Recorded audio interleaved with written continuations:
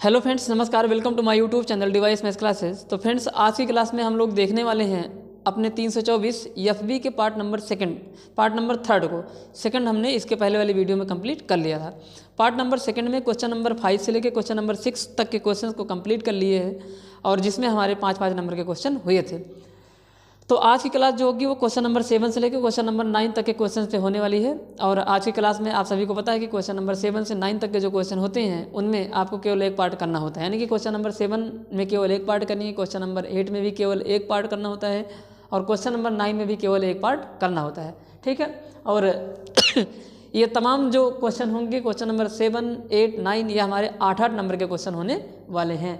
तो ठीक है, तो मतलब 8 नंबर के क्वेश्चन जो कि आपके एग्जाम का सबसे अधिक मार्क्स का मतलब क्वेश्चन रहता है, उनके सॉल्यूशन पार्ट को आज हम लोग यहाँ पे देखने वाले हैं। तो उम्मीद करता हूँ कि आप हमारे पीछे के जो तमाम सारे हमने सेट को कंप्लीट किया है उसको ज़रूर देखे होंगे। और वीडियो अगर आपको अच्छा लगे, आपको हमारा पढ़ाया हुआ जो कंटेंट है वो अगर समझ में आ रहा हो तो वीडियो को ज़रूर लाइक कर दिया करें। ठीक है, तो चलिए ठीक है, तो आज हम लोग लगाते हैं जो है बढ़ते हैं अपने क्वेश्चन नंबर 7 के ए वाले पार्ट में, और जिसमें हमसे कह रहा है कि दो लाइंस दी गई हैं। पहली वाली लाइन है यक्स प्लस 1 अपान में 7 इक्वल टू वाई प्लस 1 अपान में -6 इक्वल टू जेड प्लस 1 अपान में 1। ये पहली वाली लाइन हो जाएगी। एंड दूसरी वाली लाइन जो है वो x-3 अपान में 1 है इक्वल टू y-5 अपान में -2 है इक्वल टू z-7 अपान में 1 है। तो इन दोनों लाइनों के बीच शॉर्टेस्ट डिस्टेंस यानी कि न्यूनतम दूरी क्या है, ये हमसे क्वेश्चन में पूछा गया है। तो हमें इनके बीच की न्यूनतम दूरी को निकालनी है। तो चलिए करते हैं इस क्वेश्चन को, देखिए कैसे लगाते हैं इस क्वेश्चन को। तो सबसे पहले तो आपका इसका जो बेसिक इंट्रोडक्शन है वो आपको समझा देते हैं कि जब भी दो रेखाओं के बीच न्यूनतम दूरी की बात करता है, शॉर्टेस्ट डिस्टेंस निकालने के लिए जब भी बोलेगा, तो आप सभी को सबसे पहले गिवन लाइंस को जो है कार्टेशियन फॉर्म से वेक्टर फॉर्म में कन्वर्ट करना पड़ेगा। बिना वेक्टर फॉर्म में कन्वर्ट किए आप डिस्टेंस निकालने में थोड़ा मतलब आपको प्रॉब्लम होगी या निकाल ही नहीं सकते, ऐसा कह सकते हैं। निकालना आसान रहेगा अगर आप वेक्टर फॉर्म में कन्वर्ट करते हैं तो देखिए कैसे करते हैं। तो आप सभी को पता है कि जो कार्टेशियन फॉर्म का स्टैंडर्ड फॉर्म होता है, यानी कि कार्टेशियन, यहाँ पे चलिए सॉल्व करते हैं। यहाँ पे मैं आप सभी को बेसिक समझा रहा हूँ अभी, उसके बाद इस सवाल को लगाते हैं। तो बेसिक क्या है कि जो कार्टेशियन फॉर्म अपना होता है, कार्टेशियन फॉर्म में जो इक्वेशन होता है अपना, इक्वेशन ऑफ जो लाइन होगा कार्टेशियन फॉर्म में वो होता है x-x1 अपान में a1 इक्वल टू y-y1 अपान में कितना b1 इक्वल टू z-z1 अपान में कितना c1। ये पहली वाली लाइन हो जाएगी। ठीक, और अपने पास जो दूसरी लाइन होती है वो अपनी ऐसे दिखेगी x-x2 अपान में a2 इक्वल टू y-y2 अपान में b2 इक्वल टू z-z2 अपान में कितना c2। तो ये अपनी दूसरी वाली लाइन हो जाएगी। तो इन दोनों लाइन को हम लोग वेक्टर फॉर्म में कैसे कन्वर्ट करते हैं, ध्यान से देखिए। तो वेक्टर फॉर्म में जो इक्वेशन ऑफ लाइन होती है अपनी वेक्टर फॉर्म में, वो अपनी कुछ ऐसे दिखेगी। वेक्टर r इक्वल टू होता है a1 वेक्टर प्लस में लैम्डा टाइम b1 वेक्टर, और यहाँ जो बनेगा वो होगा vector r equal to a2 vector plus में लैम्डा टाइम b2 वेक्टर। ये होते हैं अपने वेक्टर फॉर्म में इक्वेशन ऑफ लाइन। और ये रहा कार्टेशियन फॉर्म, इधर ये रहा वेक्टर फॉर्म और ये रहा कार्टेशियन फॉर्म। तो कैसे बनाएंगे वेक्टर फॉर्म में वो आप सभी को ध्यान में रखना है। तो देखिए क्या करेंगे। अब वेक्टर फॉर्म में बनाने के लिए यहाँ पे दिख रहा है कि आपको वेक्टर a1 चाहिए और वेक्टर b1 चाहिए। तो वेक्टर a1 कैसे बनाया जाए। तो वेक्टर a1 जो हमारे यहाँ पे x1, y1 और z1 है, इनसे जो वेक्टर बनेगा वही हमारा हो जाएगा वेक्टर a1। यानी कि जो वेक्टर a1 बनेगा वो हमारे पॉइंट जिनसे लाइन होकर गुजर रही है, यानी कि लाइन पर स्थित जो पॉइंट है x1, y1, z1, इनसे जो वेक्टर बनेगा वो अपना वेक्टर a1 होगा। और इस लाइन का जो dr है, ये तीनों, इनसे जो वेक्टर बनेगा वो अपना b1 होगा। वैसे ठीक यहाँ पे पॉइंट x2, y2, z2 जो कि लाइन पर स्थित होगा, उनसे जो वेक्टर बनेगा वो अपना a2 वेक्टर बनेगा, और नीचे जो dr बैठे हैं इनसे जो वेक्टर बनेगा वो अपना b2 वेक्टर हो जाएगा। अब यहाँ पे लिख दे रहे हूँ, मतलब जो अपना a1 वेक्टर बनेगा वो अपना x1 i cap plus y1 j cap plus z1 k cap हो जाएगा। और अपना जो b1 वेक्टर होगा वो अपना a1 i cap plus b1 j cap plus C1 K cap, यानी कि DR रेखा के जो DR हैं, लाइन के जो डायरेक्शन रेशियो हद्दिक अनुपात है, उनसे बनेगा अपना V1 वेक्टर। और यहाँ पे जो अपना A2 वेक्टर हो जाएगा वो अपना जो point x2 I cap plus y2 J cap plus Z2 K cap, और जो अपना यहाँ पे वेक्टर V2 बनेगा वो अपना बन जाएगा लैम्डा टाइम करें, यहाँ पे बन जाएगा अपना इनसे, यानी कि जो नीचे DR बैठे हैं, नीचे DR मतलब यही DR है, इस रेखा के DR direction ratio A2 B2 C2 है, तो बन जाएगा A2 I cap plus B2 J cap plus C2 K cap. तो यहाँ से जो है इस तरह से हम अपने कार्टेशियन फॉर्म से वेक्टर फॉर्म में किसी भी रेखा के समीकरण को बदलते हैं, यानी कि इक्वेशन ऑफ लाइन को इस तरह से कार्टेशियन फॉर्म से वेक्टर फॉर्म में लेके आते हैं। तो हमने यहाँ पे पूरा प्रोसेस समझा दिया कि कैसे किसी दिए हुए इक्वेशन ऑफ लाइन जो कि अपना कार्टेशियन फॉर्म में रहता है उसको वेक्टर फॉर्म में हम कैसे बनाते हैं। तो ये सारा सिस्टम यहाँ पे हमने आपको यहाँ पे समझा दिया। अब जो है आते हैं अपने क्वेश्चन पे। अब यहाँ पे थोड़ा सा आपको ध्यान रखना होता है कि यहाँ पे जो इक्वेशन कार्टेशियन फॉर्म में होता है वहाँ पे स्टैंडर्ड फॉर्म में लिखा होना चाहिए, मतलब x का कॉफिशिएंट 1 होना चाहिए, y का कॉफिशिएंट 1 होना चाहिए, z का कॉफिशिएंट 1 होना चाहिए। वैसे वहाँ पे भी ध्यान देना है। अगर ऐसा नहीं है तो 1 को बनाना पड़ेगा, कॉमन लेके बनाते हैं, कैसे भी बनाते हैं, ठीक है। अब हम यहाँ पे देख रहे हैं कि हमारा जो है वो स्टैंडर्ड फॉर्म में ऑलरेडी है, सबके कॉफिशिएंट 1 के इक्वल दिए गए हैं।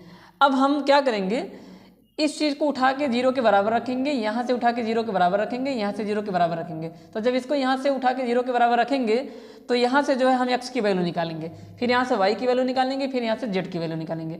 जो हमारा x y z की वैल्यू आएगा उनसे जो वेक्टर बनाएंगे वही अपना वेक्टर a बनेगा, ठीक है।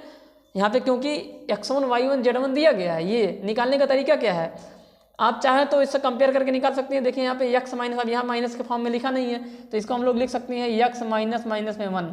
अब ऐसे करेंगे तो आप थोड़ा जो है टाइम लगाएंगे, तो आपको तरीका बता दे रहा हूँ कैसे आप x1 y1 z1 की वैल्यू निकालेंगे। तो यहाँ पे जो ऊपर चीज़ लिखी गई है इसको 0 के बराबर करके जो x की वैल्यू निकलेगी वो x1 होगी।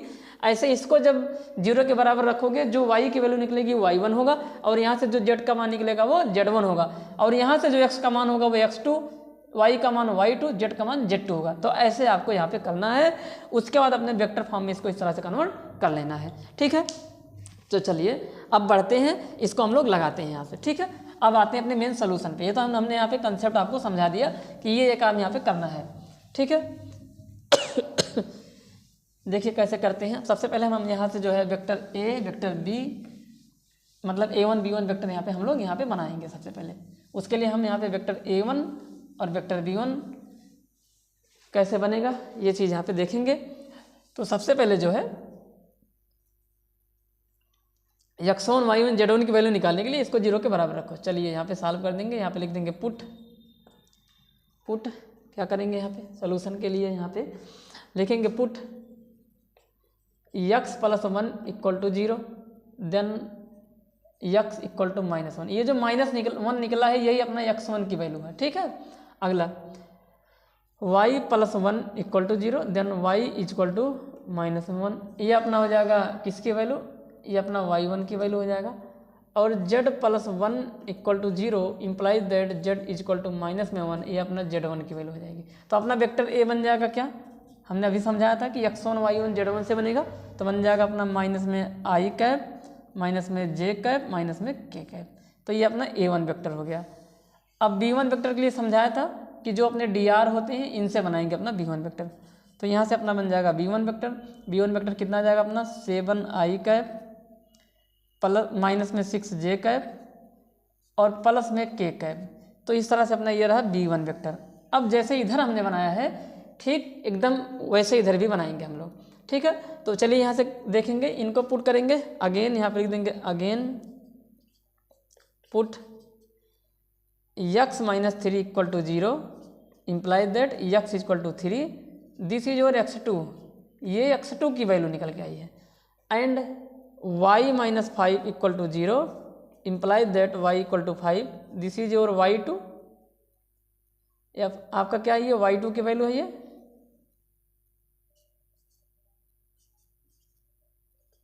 और यहाँ से z minus 7 equal to 0 then z is equal to अपना 7 आ जाएगा, ये अपना z2 की वैल्यू हो जाएगी, ठीक है। तो अपना अब यहाँ से बना लेंगे कौन सा वेक्टर, अब ये सब पता हो गया। अब हम लोग यहाँ पे बनाएंगे अपना जो है वेक्टर A2 वेक्टर। तो वेक्टर A2 क्या होगा, तो वेक्टर A2 इनसे बनेगा अपना कितना 3i cap plus 5j cap minus नहीं प्लस में 7k कैप, प्लस में 7k कैप। और जो अपना B2 वेक्टर बनेगा वो अपना बन जाएगा यहाँ से dr से बना लेंगे i कैप, i है ये कितना i कैप माइनस में 2j कैप और प्लस में क्या k कैप। तो यहाँ से अपना बन जाएगा B2 वेक्टर। अब हमारे पास A1 B1 सारे वेक्टर पता हैं, अब हम लोग वेक्टर फॉर्म में इक्वेशन ऑफ लाइन बनाएंगे। तो यहाँ पे लिख देंगे equation of line vector form, Hindi में बोलेंगे सदिश रूप में रेखा का समीकरण। तो जो पहली वाली लाइन होगी वो क्या होगी, वो हमारी बन जाएगी क्या, कैसे बनती है एक बार यहाँ पे लिख देंगे A1 vector plus lambda time B1 vector, और यहाँ पे हम लोग लिखेंगे क्या वेक्टर R इक्वल टू ऐसे लिखते हैं। तो चलिए बना लेते हैं। तो यहाँ से बन जाएगा vector R equal to A1 vector, कितना है अपना A1 वेक्टर, कहाँ गया भाई, ये है, माइनस में i कैप माइनस में j कैप माइनस में k cap plus lambda time B1 vector 7i cap minus में 6j कैप और प्लस में कितना k कैप, ये हो जाएगा। ये रहा अपना equation number first vector form में। अगला नाउ अगेन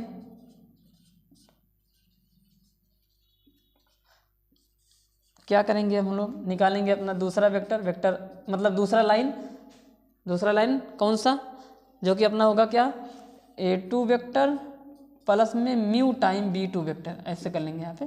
तो A2 वेक्टर क्या हो जाएगा अपना, दिया गया है ऑलरेडी, निकाला गया है 3i कैप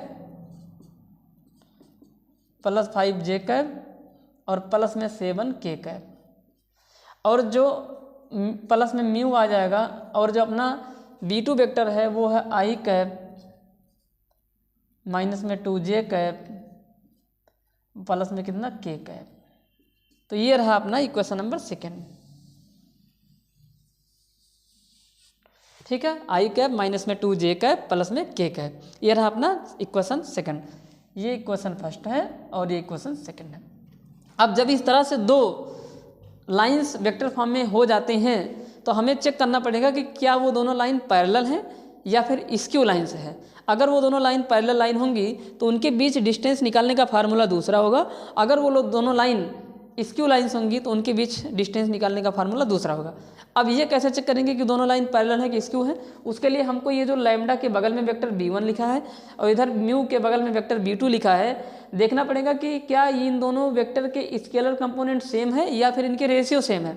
अगर ये दोनों वेक्टर सेम हो गया या इनका स्केलर कंपोनेंट का जो रेशियो है उनका रेशियो सेम हो जाए, यानी कि दिक् अनुपात समानुपाती हो जाए, हिंदी में ऐसा कह देंगे, या फिर जो इनके डायरेक्शन रेशियो है वो प्रपोर्शन में होंगे, तब ये दोनों वेक्टर हमारे क्या हो जाएंगे, मतलब तब ये दोनों लाइन पैरेलल हो जाएगी। ठीक है, एक बार फिर से सुन लीजिए, हमने क्या बताया कि हम कैसे जानेंगे कि दोनों लाइन पैरेलल हैं या स्क्यू लाइन्स हैं। स्क्यू लाइन्स का मतलब जो अलग अलग प्लेन में होती हैं।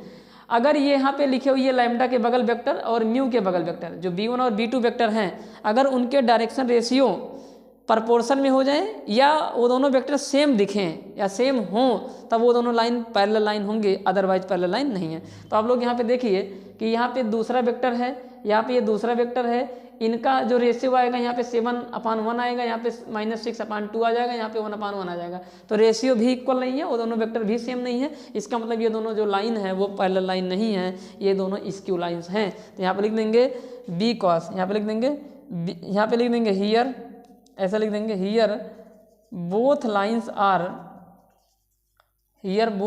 Are skew lines. तो अगर यहाँ पे ये दोनों लाइन स्क्यू लाइन्स हैं तो इनके डिस्टेंस निकालने का फार्मूला क्या होता है यहाँ पे लिखते हैं। तो now distance is equal to, यहाँ पे लिख देंगे now distance between skew lines, distance between skew lines, skew line के बीच की दूरी निकालने का फार्मूला क्या होगा, लिख रहा हूँ। तो यहाँ पे जो फार्मूला बनेगा अपना स्क्यू लाइंस का वो होता है D is equal to vector B1 cross vector B2, इसका डॉट ले लिया जाएगा किसके साथ, वेक्टर A2 माइनस में वेक्टर A1 और अपान में magnitude of vector B1 cross B2, यानी कि B1 वेक्टर और B2 वेक्टर का जो क्रॉस आएगा उसका मैग्नीट्यूड, उसके बाद मॉड लगेगा। मॉड क्यों, क्योंकि डिस्टेंस है, निगेटिव आएगी तो मॉड उसको क्या कर देगा, पॉजिटिव बना देगा, क्योंकि डिस्टेंस हमेशा क्या होती है, पॉजिटिव। ठीक है, तो ये हो गया अपना। अब हम लोग को यहाँ पे डिस्टेंस निकालने के लिए इस फार्मूले को यूज़ करना है, तो उसके लिए ये सारी क्वांटिटी हमको चाहिए। तो हमको चाहिए B1 cross B2, A2 minus A1 चाहिए। तो सबसे पहले हम लोग यहाँ पे निकाल लेते हैं B1 क्रॉस B2 को। तो vector B1 cross B2 equal to, आप सभी को पता है कि दो वेक्टर का क्रॉस निकालने के लिए हम लोग डिटर्मिनेंट यूज़ करते हैं। यहाँ पे लिखेंगे I कैप J कैप और यहाँ पे कितना K कैप, और यहाँ पे अपने B1 के स्केलर कंपोनेंट फिर B2 के स्केलर कंपोनेंट लिखे जाएंगे। तो B1 वेक्टर अपना क्या है, वहाँ पे है 7 माइनस में 6 1, और B2 के जो स्केलर कंपोनेंट है वो 1 है, माइनस में 2 है और 1 है। अब क्या करेंगे, जो है इनको सॉल्व करेंगे। तो इसके लिए यहाँ पे लिखेंगे I कैप, फिर इसको ढक लेंगे, ये सब ढका होगा जाएगा, इतना तो आपको आता ही होगा। तो यहाँ पे बन जाएगा अपना माइनस में 6 और इनका प्रोडक्ट माइनस आएगा और बीच में माइनस लगता है, इसी वजह से यहाँ पे प्लस बन जाएगा। तो कुल मिला के आ जाएगा माइनस में 4। अच्छा यहाँ पे पूरा कर लेते हैं यार, इतने को ही क्यों सॉल्व कर रहे हैं, ये हो गया, थोड़ा इधर करके लिखते हैं, ठीक है, वरना आएगा नहीं है। तो यहाँ पे बन जाएगा I कैप, तो ये अपना बन जाएगा माइनस में 6 प्लस में 2, फिर माइनस में J कैप, अब ये ढक लिया जाएगा, ये ढक लिया जाएगा, बचेंगे ये 7 माइनस में 1 और प्लस में K कैप, इन दोनों को कराऊंगा, माइनस में 14 आ जाएगा और माइनस में ये माइनस में 14 हो जाएगा और माइनस माइनस प्लस हो जाएगा, प्लस में 6 आ जाएगा। तो यहाँ से बन जाएगा अपना क्या, माइनस 6 प्लस 2 माइनस में 4 I कैप और यहाँ पे बन जाएगा माइनस में 6 J कैप। ठीक है, गलत तो नहीं भाई, एक बार चेक कर लेते हैं। तो ये और ये गया, तो अपने बन जाएगा 7 माइनस में 1। ठीक है, तो यहाँ पे आ जाएगा माइनस में 6 J कैप आगे, और यहाँ पे आ जाएगा माइनस में 8 K कैप आ जाएगा। तो इस तरह से हमारा निकल गया, आ गया कौन सा अपना निकला, यहाँ पे क्या, यहाँ पे निकला B1 वेक्टर क्रॉस में क्या B2 वेक्टर। तो B1 वेक्टर क्रॉस में B2 वेक्टर निकल गया। अब हम लोग निकालेंगे अपना क्या, हम लोग निकालेंगे अपना A2 minus A1। Now vector A2 minus में वेक्टर A1, तो A2 माइनस A1 करेंगे तो A2 वेक्टर में से A1 वेक्टर को माइनस कर देंगे। तो A2 वेक्टर कहाँ है, ये है, इसको लिखेंगे पहले। तो 3 I कैप प्लस में 5 J कैप और प्लस में 7 K कैप, और इसमें से माइनस कर देना है A1 वेक्टर को, जो कि अपना है माइनस में I कैप, माइनस में J कैप और माइनस में K कैप।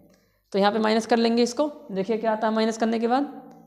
तो जब इधर माइनस करेंगे तो क्या बन जाएगा, माइनस करेंगे तो निशान चेंज हो जाएगा, तो डायरेक्ट कर दे रहा हूँ।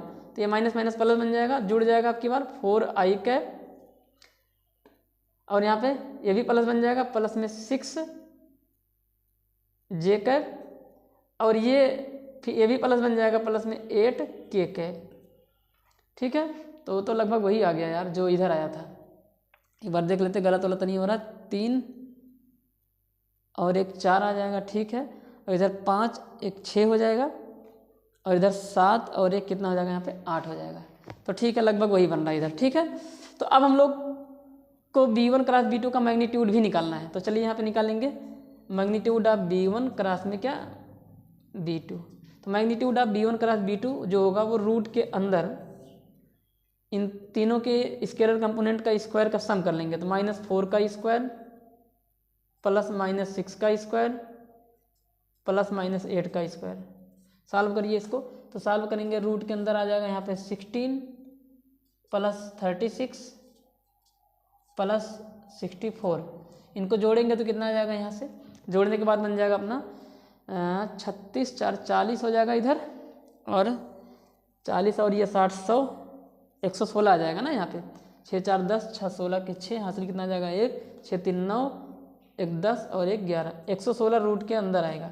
तो रूट के अंदर आ गया अपना कितना 116।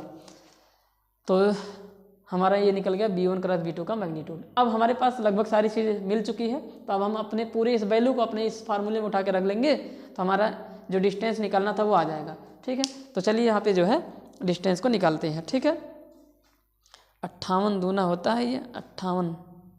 चलिए देखते हैं अभी क्या होगा, अभी और आगे सिंप्लीफाई करते हैं। तो इधर मिटा देते हैं, इधर ही मिटा लेते हैं और आगे जो है इधर निकालने की कोशिश करते हैं।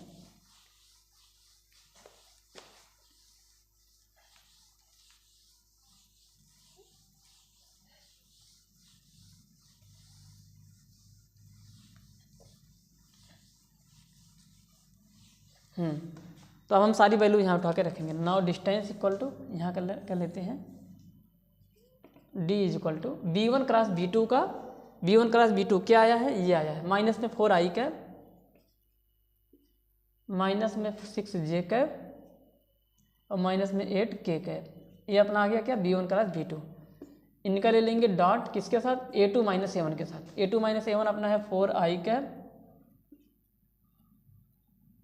प्लस 6j कैप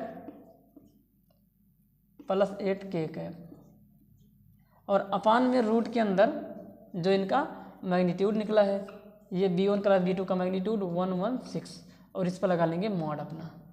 आगे इनको मल्टीप्लाई कराएंगे, तो इसका इसमें कराएंगे माइनस में 16 आ जाएगा, फिर इसका इसमें कराएंगे माइनस में 36 आ जाएगा, फिर इसका इसमें कराएंगे प्लस में, माइनस में ही आएगा, माइनस में आ जाएगा अपना कितना 64।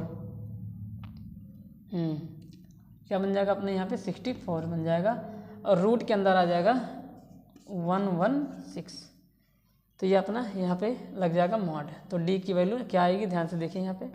तो इनको जोड़ेंगे तो कितना बन जाएगा, ये अभी जस्ट जोड़े थे वही सारे नंबर हैं। देखिए 16, 36, 64 इनको जोड़ना है, तो माइनस में आ जाएगा 116, और अपान में कितना आ जाएगा यहाँ पे रूट में 116। अब देखिए मॉड लगा ही है, तो मॉड का काम है कि जो है इस निगेटिव को पॉजिटिव बना देना, तो यह आ जाएगा 116, और अपान में रूट में कितना 116। तो आप सभी को पता है कि इसको लिख सकते हैं 2 बार, मतलब जो रूट में 116 जो लिखा है इसको 2 बार 116 लिख सकते हैं ना रूट के अंदर, और अपान में कितना जो हो जाए यहाँ पे हो जाएगा रूट में 116। तो एक बार तो कट जाएगा, तो एक बार आ जाएगा रूट में 116, और रूट में 116 का जो वर्गमूल निकालेंगे वो कितना बन जाएगा, इसको लिख सकते हैं 116 को लिख देंगे क्या यहाँ पे जो है, यहाँ पे चलिए निकाल देते हैं 116 का वर्गमूल। तो 5 टाइम जाएगा 8 आ जाएगा, 2 टाइम जाएगा 29 आ जाएगा, 29 एक प्राइम नंबर इसलिए इससे कटेगा, तो इसका स्क्वायर रूट हो जाएगा अपना कितना 2√29। तो 2√29 यूनिट जो होगा वो हमारे इस क्वेश्चन का आंसर आ जाएगा। तो ये रहा हमारा इस क्वेश्चन का आंसर 2√29 यूनिट। तो ऐसे करते हैं हम, डिस्टेंस ऐसे निकालना पड़ेगा। आपको ध्यान रखना है जब कभी भी आपको जो है डिस्टेंस निकालने के लिए बोलता है और इक्वेशन कार्टेशियन फॉर्म में दिया गया हो, तो उसको आप वेक्टर फॉर्म में कन्वर्ट करिए। कैसे करते हैं हमने आपको पूरा प्रोसेस यहाँ पे समझाया है, आप उस पूरे प्रोसेस को देखिए ताकि आपका जो कंसेप्ट है वो स्ट्रांग हो सके। तो इस तरह के क्वेश्चन अगर आपके 8 नंबर में पूछे जा रहे हैं तो बड़े ही आसानी के साथ आप 8 नंबर जो है वहाँ से गेन कर सकते हैं। तो अब हम लोग बढ़ते हैं अपने क्वेश्चन नंबर 7 के बी पार्ट की तरफ। देखते हैं 7 का बी पार्ट क्या है। चलिए बढ़ते हैं क्वेश्चन नंबर 7 के बी पार्ट में, और इसमें कह रहा है कि find the angle between both lines, यानी कि हमारे पास 2 रेखाएं यहाँ पे दी गई हैं, उनका इक्वेशन दिया गया है कार्टेशियन फॉर्म में, और हमें इन दोनों लाइन के बीच एंगल निकालना है। तो जब भी 2 लाइन के बीच एंगल निकालना होता है और वो लाइन अपने कार्टेशियन फॉर्म में लिखे होते हैं, तो वहाँ पे हम लोग डायरेक्ट फार्मूला यूज़ करेंगे कि एंगल बिटवीन लाइंस, फार्मूला होता है cos theta is equal to A1 into A2 plus B1 into B2 plus C1 into में क्या C2, और रूट के अंदर में हो जाएगा अपना A1 का स्क्वायर प्लस में B1 का स्क्वायर प्लस में C1 का स्क्वायर पहले रूट में, इंटू दूसरे रूट में हो जाएगा A2 का स्क्वायर प्लस में B2 का स्क्वायर प्लस में कितना C2 का स्क्वायर, ये हो जाएगा अपना। ध्यान से देखें यहाँ पे, ये काम यहाँ पे करेंगे। अब यहाँ पे A1 B1 C1 क्या है, तो A1 B1 C1 पहली रेखा के DR है, जो कि ये है A1 B1 C1। तो ये अपना हो जाएगा A1, यहाँ पे कर देना A1, और ये अपना हो जाएगा B1, और ये अपना हो जाएगा C1। ये A2, ये क्या हो जाएगा B2, और ये अपना क्या हो जाएगा यहाँ पे C2 हो जाएगा। ठीक है, लेकिन ये सब चीज़ें ध्यान में रखना है कि ऊपर जो इक्वेशन है वो स्टैंडर्ड फॉर्म में होना चाहिए, मतलब x, y और z के कोफिशिएंट 1 होने चाहिए।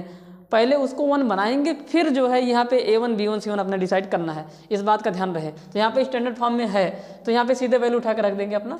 यहाँ से जो cos थीटा होगा वो हो जाएगा A1 कितना है यहाँ पे 3 है, इंटू A2 1 है, प्लस B1 5 है, इंटू B2 1 है, प्लस C1 4 है, इंटू B2 2 है, और रूट में कितना बन जाएगा A1 B1 C1 का स्क्वायर, यानी कि 3 का स्क्वायर प्लस 5 का स्क्वायर प्लस 4 का स्क्वायर, एक ब्रैकेट में सॉरी एक रूट में, और अगले रूट में 1 का स्क्वायर, फिर 1 का स्क्वायर, और फिर 2 का स्क्वायर।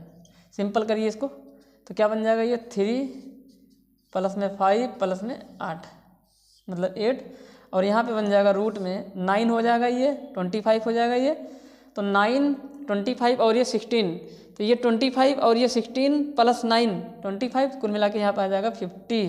कितना बन जाएगा यहाँ पे 50, और इस रूट में कितना बन जाएगा, तो यहाँ पे बन जाएगा 6 बन जाएगा यहाँ पे। ठीक है, और इनको जोड़ दीजिए यहाँ पे, ये 4 ये 2 6 जोड़ेंगे तो 5 3 8 8 16 हो जाएगा, और इनको जब मल्टीप्लाई कराएंगे तो रूट के अंदर आ जाएगा यहाँ पे 300, और 300 को हम लोग लिख सकते हैं क्या, यहाँ पे 16/300 को लिख सकते हैं 3 × 100, और 100 का जो इसको रूट होगा वो 10 होगा, और रूट में कितना हो जाएगा यहाँ पे 3 हो जाएगा।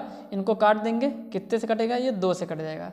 तो जब ये 2 से कट जाएगा तो 2 पंचे 10 हो जाएगा, और जो है इधर आ जाएगा कितना 8। तो यहाँ पे बन जाएगा 8/5√3। अब यहाँ पे रैशनलाइजेशन कराएंगे तो 5√3 से ऊपर नीचे मल्टीप्लाई करेंगे, तो √3 से ऊपर नीचे मल्टीप्लाई कराएंगे तो ये बन जाएगा 8√3, और अपान में कितना आ जाएगा यहाँ पे 15 आ जाएगा। ये निकला है कॉस थीटा की वैल्यू, मतलब हमारे पास जो कॉस थीटा की वैल्यू आई है, कॉस थीटा इक्वल टू आ गया 8√3 और अपान में 15। ये आंसर नहीं होगा, हमसे थीटा पूछ रहा है, तो थीटा इक्वल टू क्या हो जाएगा 8√3 sorry theta equal to cos inverse जाएगा उधर ना, इधर जाएगा। तो थीटा इक्वल टू आ जाएगा अपना यहाँ से कि जो थीटा होगा वो होगा कॉस इनवर्स 8√3 और अपान में कितना 15। तो यहाँ पे हमारा आंसर ये हो जाएगा। ठीक है, अरे यार, तो 8√3 अपान में कितना 50, कॉस इनवर्स 8√3 अपान में 15, ये हो जाएगा हमारे थीटा की वैल्यू। ठीक है, तो चलिए अब हम लोग बढ़ते हैं क्वेश्चन नंबर 7 के बी के सेकंड वाले पार्ट में, और इसमें हमसे कह रहा है कि बोला है if the coordinates of the mid points of the sides of a triangle are 1 5 -1 comma second जो पॉइंट है वो है अपना 0 4 -2 एंड थर्ड जो पॉइंट अपना है 2 3 4।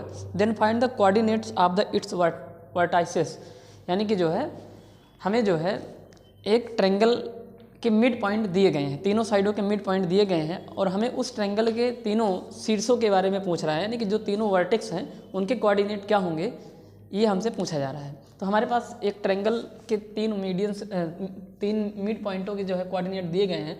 तो हमारे पास मान लेते हैं एक ट्रायंगल है ये, और ट्रायंगल का नाम है AB और C।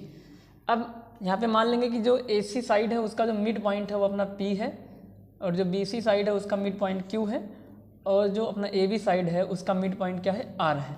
तो यहाँ पे बोला है क्वेश्चन में कि ट्रायंगल के तीनों साइडों के जो मिड पॉइंट है वो हमको दिए गए हैं। कितना दिया गया है, पहला मान लेते हैं कि जो अपना जो AB का मिड पॉइंट R है वो हमें दिया गया है जो है, या यहाँ पे P ही मान लेते हैं, किसी को भी आप यहाँ पे मान सकते हैं जो पहले दिया गया है। इसमें कोई वो नहीं है कि आप फिक्स है कि यही अपना R होगा यही अपना P होगा, यहाँ पे किसी को भी आप जो है PQR मान सकते हैं। तो हम यहाँ पे मान लेंगे कि जो अपना ये वाला पॉइंट है वो अपना जो है 1 5 कामा -1 है, 1 5 कामा -1 है, और जो Q पॉइंट है वो अपना 0 4 और -2 है, और जो लास्ट वाला पॉइंट R है वो अपना है 2 3 और यहाँ पे 4 है। तो इन ट्रायंगल के तीनों ये PQR मिड पॉइंट है। यहाँ पे लिख देंगे, क्या लिखेंगे, यहाँ पे लिखेंगे here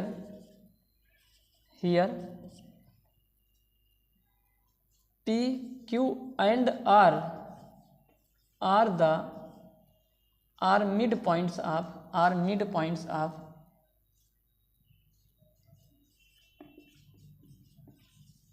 triangle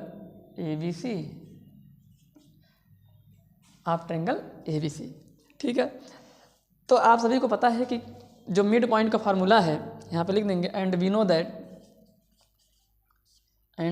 that formula of mid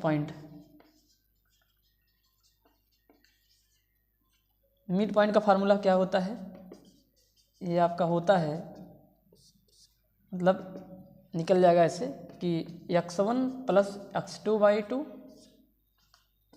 comma y1 plus y2/2 comma z1 plus z2/2। तो अपने पास जो है ये मिड पॉइंट का फार्मूला है।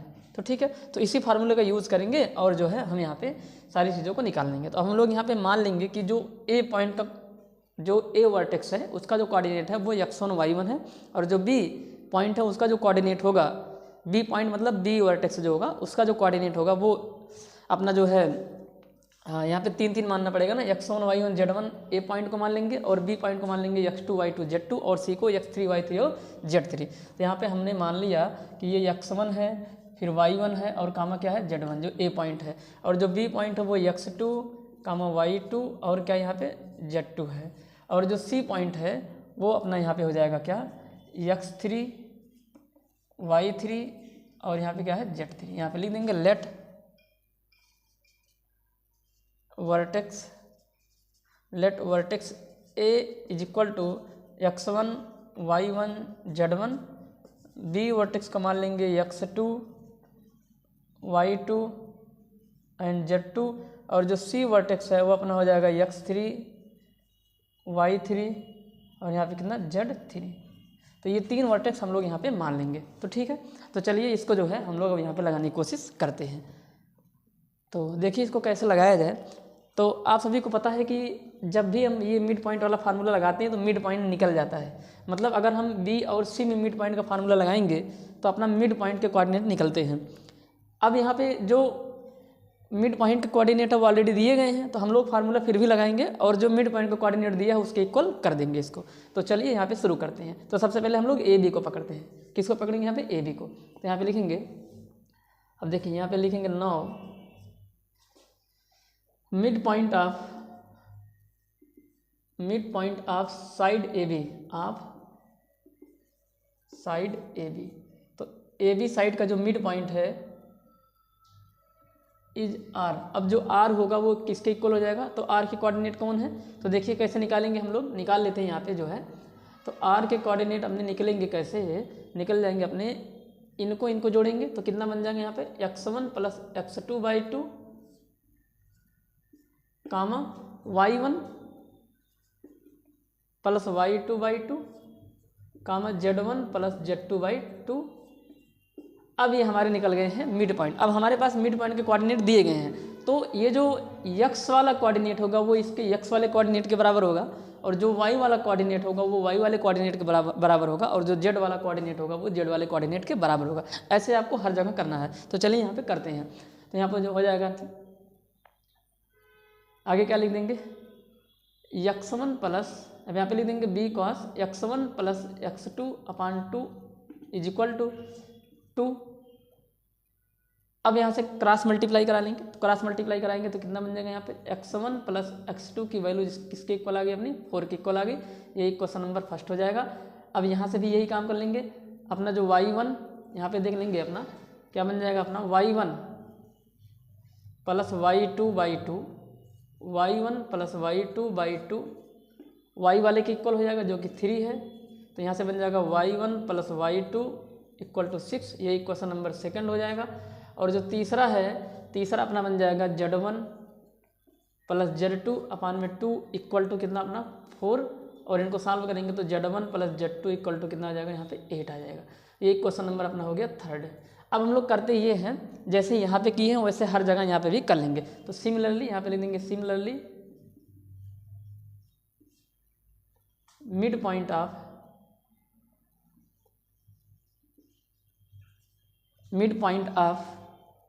BC and AC, mid point of BC and AC will be. तो सबसे पहले BC को निकालेंगे, तो BC निकालेंगे तो x2 प्लस x3 होगा, x2 प्लस x3, फार्मूला तो वही ना x1 y1 sorry x1 plus x2। अब यहाँ पे x1 की जगह x2 है और जो x2 की जगह है वो x3 है, तो x2 प्लस x3 अपान में कितना 2, और इसकी वैल्यू किसके बराबर है, 0 के बराबर है। तो क्रॉस मल्टीप्लाई कराएंगे यहाँ से, तो जो x2 प्लस में x3 आएगा वो 0 के बराबर होगा। ये अपना इक्वेशन नंबर हो जाएगा कौन सा, 4 हो गया। और यहाँ पे देखिए अगला y2 plus y3 equal to हो जाएगा y2 plus y3 upon 2 equal to हो जाएगा किसके इक्वल, 4 के इक्वल। तो यहाँ से अपना आ जाएगा y2 plus y3 equal to 8, ये इक्वेशन नंबर 5 हो जाएगा। और यहाँ पे जो है Z2 इन दोनों को जोड़ेंगे ना, इन दोनों को Z2 प्लस Z3 और अपान में 2 इक्वल टू अपना -2, इनको मल्टीप्लाई कराएंगे, ये 2 है तो यहाँ पे बन जाएगा Z2 प्लस में Z3 इक्वल टू माइनस में 4, ये इक्वेशन नंबर हो जाएगा अपना 6। तो ये रहे हमारे 3 और इक्वेशन निकल गए। अब क्या करेंगे, अब ऐसे इनका भी निकालेंगे, मिड पॉइंट ऑफ AC जो कि R है। अब यहाँ पे एक जगह लिख दिए थे कि AB का मिड पॉइंट नहीं, R नहीं, यहाँ पे P था, यहाँ पे नहीं लिखे, फिर भी आप लोग समझ जाइएगा। तो मिड पॉइंट ऑफ AC जो कि P के कोऑर्डिनेट, इनको कैसे निकालेंगे, तो फार्मूला लगाएंगे x1 प्लस x3, यहाँ पे बन जाएगा वही फार्मूला, यही वाला फार्मूला लग रहा है, बस x1 की जगह x1 ही है, पर x2 की जगह x3 है, ठीक है। तो x1 प्लस x3 अपान में 2 इक्वल टू कितना दिया है, ये 1 के इक्वल दिया है। यहाँ से x1 प्लस x3 की जो वैल्यू है वो किसके इक्वल आ गई, 2 के इक्वल आ गई। ये इक्वेशन नंबर अपना हो जाएगा जो है 6 था, ये 7 हो जाएगा। अगला यहाँ पे निकालेंगे, अगला क्या बन जाएगा हमारा, हो जाएगा यहाँ पे y1 प्लस में y3 अपान में 2 इक्वल टू 5। यहाँ पे y1 plus y3 equal to यहाँ पे हो जाएगा 10, ये इक्वेशन नंबर 8। और एक लास्ट है अपने पास जो कि है Z1 प्लस में Z3 अपान में 2 इक्वल टू माइनस में 1 है, और इनको क्रॉस मल्टीप्लाई कराएंगे जो है कितना बन जाएगा, यहाँ पे क्रॉस मल्टीप्लाई कराएंगे तो Z1 प्लस Z3 की वैल्यू आ जाएगी अपनी माइनस में 2। ये रहा अपना इक्वेशन नंबर जो है 9, ठीक है। तो यहाँ पे अपने पास ये तमाम सारे जो इक्वेशन आए हैं, इन्हीं को सॉल्व करते हुए जो है हम यहाँ पे x1 y1 z1 x2 y2 z2 और x3 y3 और z3 की वैल्यू को निकालेंगे। तो देखिए कैसे निकालेंगे इसको, यहाँ पे ये चीज़ देखना है। तो अगर हम इसको और इसको यानी कि सारे x वाले जो यहाँ पे इक्वेशन बने हैं सबको जोड़ देते हैं, उसके बाद यहाँ पे इक्वेशन को जोड़ देंगे, फिर उसके बाद इधर जोड़ देंगे, तो अभी देखिए कैसे निकलता है। कुल मिला के हमारे पास जितने इक्वेशन दिए गए हैं, इन सभी इक्वेशन का यूज़ करते हुए हमें यहाँ पे जो रिक्वायरमेंट है वो मतलब पूरी करनी है, वो रिक्वायरमेंट हमें चाहिए। तो क्या करेंगे, अब सबको जोड़ेंगे। सबसे पहले यक्स वाले को यहाँ पे जोड़ते हैं, तो अब यहाँ पे हमको मिटाना पड़ेगा, तो यहाँ पे ये सारी चीज़ें मिटा देते हैं। उम्मीद करता हूँ ये आपको समझ में आ रहा होगा।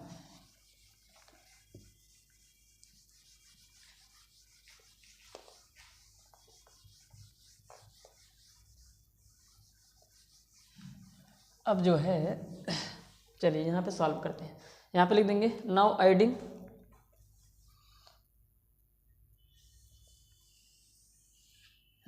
क्या करेंगे, ऐड कर देंगे। यहाँ पे लिख देंगे नाउ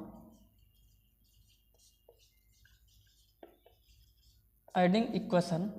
कौन सा equation, first fourth and seventh, first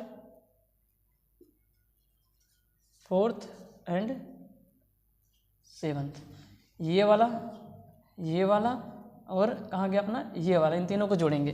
तो जब जोड़ेंगे तो कितना बन जाएगा, देखिए जोड़ना शुरू कर रहे हैं। तो x1 एक बार यहाँ पे आ गया, एक बार और आ गया, तो हर 2 बार है यहाँ पे, एक बार जोड़ देते हैं। चलिए यहाँ पे x1 plus x2 plus left को लेफ्ट में जोड़ना है, x2 plus x3 plus x1 plus x3 equal to, जोड़ेंगे तो कितना हो जाएगा, यहाँ पे कितना है अपना, हाँ यहाँ पे 4 है, यहाँ पे 0 है, यहाँ पे 2 है, कुल मिला के आ जाएगा कितना 6। अब 2 बार x1 हो, 2 कामन, मतलब यहाँ पे 2 कामन लेंगे तो आ जाएगा x1 प्लस x2 प्लस में x3 इक्वल टू कितना हो जाएगा 6। देखिए ना 2 बार कामन है ना यहाँ पे, मतलब x1 2 है ना, 2 बार x1 है, यहाँ पे भी है, यहाँ पे भी x2 भी 2 बार है, x3 भी 2 बार है। अब 2 को उधर भेज देंगे तो यहाँ आ जाएगा x1 plus x2 plus x3 अपान 2 उधर जाके डिवाइड कर जाएगा तो 6/2 आ जाएगा, और काट देंगे कितना आ जाएगा 3 आ जाएगा। तो जो x1 plus x2 plus x3 है, इसकी वैल्यू किसके इक्वल आ गई, 3 के इक्वल आ गई। अब यहाँ पे ध्यान से देखिए, अगर x1 plus x2 plus x3 3 के इक्वल आ गया, और हमने यहाँ पे देख रहे हैं कि जो है, अब देखिए क्या करेंगे, x1 प्लस x2 की जगह पे जो है, x1 प्लस x2 की जगह पे 4 रख देंगे इक्वेशन नंबर फर्स्ट से, तो हमें x3 की वैल्यू निकल जाएगी। तो यहाँ पे रख देंगे पुट, यहाँ पे लिख देंगे, अब यहाँ पे रख देंगे सीधा कि x1 प्लस x2 की जगह पे रख देंगे कितना 4, यहाँ पे रख देंगे 4 plus x3 equal to 3, implies that x3 equal to 3 minus 4, then x3 equal to अपना माइनस में कितना 1, और यहाँ पे लिख देना बाई इक्वेशन फर्स्ट। तो x3 की वैल्यू निकल गई अपना माइनस में 1। तो अपना मेन इक्वेशन यही है, ध्यान रखना है, इसी में अब हर वैल्यू को बार बार चेंज करते जाएंगे। तो आपकी बार x2 प्लस x3 रख देंगे, कहाँ गया x2 प्लस x3, ये रखेंगे तो अपना x1 का मान निकल जाएगा। तो यहाँ पे अब यहाँ पे करते हैं जो है, यहाँ पे करते हैं, इसको इक्वेशन मान लेंगे कुछ, चलिए इसको इक्वेशन नंबर ए मान लेते हैं, ए करके, ठीक है। तो क्या बनेगा यहाँ पे, नाउ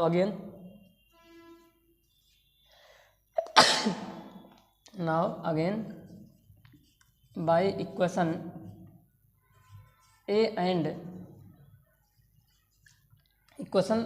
इक्वेशन 4। तो इक्वेशन 4 क्या है, x2 प्लस x3, तो इस x2 प्लस x3 की जगह पे क्या रख देंगे 0, तो यहाँ पे बन जाएगा x1 प्लस में 0 इक्वल टू कितना अपना यहाँ पे 3 है। तो x1 की जो वैल्यू आएगी वो 3 के इक्वल आएगी। अब जो है हम लोग क्या करेंगे, बाई इक्वेशन, यहाँ पे लिख देंगे बाई इक्वेशन 7। तो 7 की हेल्प से हम लोग क्या करेंगे, x1 प्लस x3 की जगह पे जो है लिख देंगे कितना अपना जो है 2, तो यहाँ पे हो जाएगा x2 प्लस में 2 इक्वल टू 3, तो देन x2 इक्वल टू अपना हो जाएगा 1। तो इस तरह से यहाँ पे तो जो x1 की वैल्यू आ जाएगी वो कितनी निकली है, कहाँ गया x1 यहाँ निकला है, यहाँ पे लिख देंगे hence x1 equal to minus में 3, x2 equal to 1 and x3 equal to minus में 1। तो तीनों वैल्यू यहाँ पे x1 x2 x3 निकल चुकी है। अब इसी प्रकार से हम इसको भी जोड़ेंगे, फिर वहाँ से y1 y2 y3 निकलेगा, फिर इसको जोड़ेंगे तो वहाँ से z1 z2 और z3 निकल जाएगा। तो इतना आप लोग नोट कर लीजिए, फिर हम लोग इसको मिटाते हैं, ठीक है। इसको मिटाना पड़ेगा, तो हम जो है यहीं पे फिर से सॉल्व करेंगे और यहाँ पे कर देंगे, मतलब यहाँ पे मिटा देंगे। तो अब की बार पूरा मिटा दे रहे हैं यहाँ, ताकि दोनों इकट्ठे आ जाए, ठीक है। तो इतना आप लोग नोट कर लीजिए।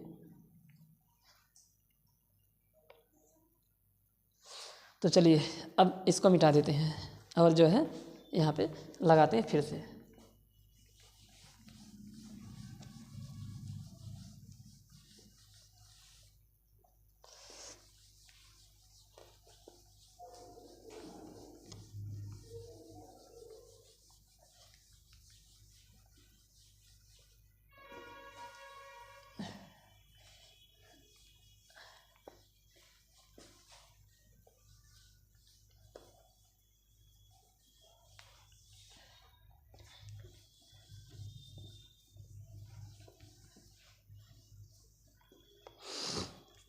अभी हम लिखेंगे नाउ अगेन, यहाँ पे सॉल्व करते हैं, नाउ अगेन एडिंग, अब दोनों को कर देते हैं, एक इधर सॉल्व करेंगे एक उधर। Now adding equation first fifth and eighth, 8th। तीनों को जोड़ेंगे कितना बन जाएगा, तो अपना हो जाएगा y1 प्लस में y2 प्लस में y2 प्लस में y3 प्लस में y1 प्लस में y3 इक्वल टू 6, ये वाला, ये 8 और ये 10। तो कितना हो जाएगा अपना 14 और प्लस 10 24 आ जाएगा। यहाँ पे 2 कॉमन ले लेंगे तो बचेगा कितना y1 प्लस में y2 प्लस में कितना y3। सब 2 बार है ना, y1 टू टाइम्स है, y2 2 टाइम्स हो गया और y3 भी 2 टाइम्स इक्वल टू कितना 24। तो यहाँ से y1 प्लस में y2 प्लस में y3 इक्वल टू 24, 2 से डिवाइड करेगा 12 आ जाएगा। अब फिर से वही सब काम करेंगे जो अभी किए थे। अभी क्वेश्चन फर्स्ट से यहाँ पे उठा के रख देंगे। y1 प्लस y2 की वैल्यू किसके इक्वल है, अपना 6 के इक्वल है। तो यहाँ पे लिख देंगे 6 plus y3 equal to 12 implies that y3 equal to आ जाएगा कितना, यहाँ पे y3 की जो वैल्यू आएगी उधर जाएगा तो 6 आ जाएगा। ठीक, फिर उसके बाद जो है यहाँ पे लिख देना बाई इक्वेशन, कौन सा इक्वेशन था ये सेकंड है यार, इसको फर्स्ट मान लिया क्यों, यहाँ पे कहीं गड़बड़ कर रहे हैं। यहाँ पे जो है यहाँ पे इक्वेशन ये सेकंड है, ठीक है, इसको सेकंड मानेंगे, यहाँ पे भी सेकंड कर लेते हैं। ठीक, तो यहाँ से निकल गया बाई इक्वेशन सेकंड। अब अगेन बाई इक्वेशन कौन सा है, उसके बाद जो है फिफ्थ है। फिफ्थ से देखिए किसकी वैल्यू है ये y2 प्लस y3, तो इन दोनों की जगह पे आपकी बार लिख देंगे कितना 8। तो यहाँ पे हो जाएगा y1 प्लस में 8 equal to 12 implies that y1 equal to 12 से 8 निकलेगा कितना जाएगा 4 आ जाएगा। एंड बाई इक्वेशन 8, इक्वेशन 8 से क्या बन जाएगा यहाँ पे, अब इक्वेशन 8 में क्या है y1 प्लस y3 है, तो ये दोनों की जगह पे यहाँ पे 10 लिख देंगे तो बचेगा अपना y2 और प्लस में 10 equal to 12 then y2 equal to कितना आ जाएगा अपना यहाँ पे 2 आ जाएगा। तो ये रहा y2 की वैल्यू। अब जैसे यहाँ पे की है वैसे यहाँ पे भी नाउ अगेन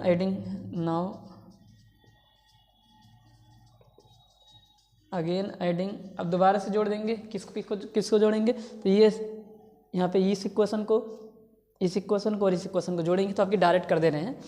जोड़ेंगे तो twice of Z1 plus Z2 plus Z3 किसके इक्वल हो जाएगा, इधर जोड़ेंगे तो 8 में से 2 जाएगा कितना, 8 में से 4 जाएगा कितना आ जाएगा 4, और 4 में से फिर से 2 जाएगा कितना आ जाएगा यहाँ पे 2 आ जाएगा। ठीक है, डायरेक्ट कर देना, तो 2 से 2 कट जाएगा, तो Z1 प्लस Z2 की जो वैल्यू आ जाएगी वो 1 के बराबर आएगी। 2 से डिवाइड होगा नहीं, Z1 plus Z2 plus Z3, Z1 plus Z2 plus Z3 की वैल्यू किसके इक्वल आ जाएगी 1 के इक्वल आएगी। अब इक्वेशन नंबर 3 से Z1 प्लस Z2 की जगह पे 8 रखेंगे, तो इसकी जगह पे रखेंगे कितना 8, तो 8 प्लस Z3 इक्वल टू 1, तो इम्प्लाइज दैट जो Z3 की वैल्यू आ जाएगी वो माइनस में 7 आ जाएगी। ठीक है, कैसे, ये 8 उधर जाके घट जाएगा, फिर यहाँ पे आ जाएंगे, यहाँ पे सॉल्व करते हैं। यहाँ पे लिख देना बाई इक्वेशन कौन सा था, ये थर्ड इक्वेशन था।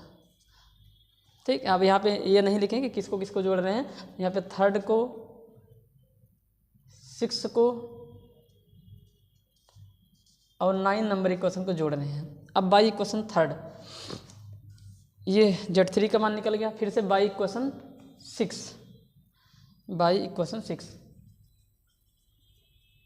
6 कहाँ है अपना, ये है Z2 प्लस Z3 की जगह पे रख देंगे कितना -4।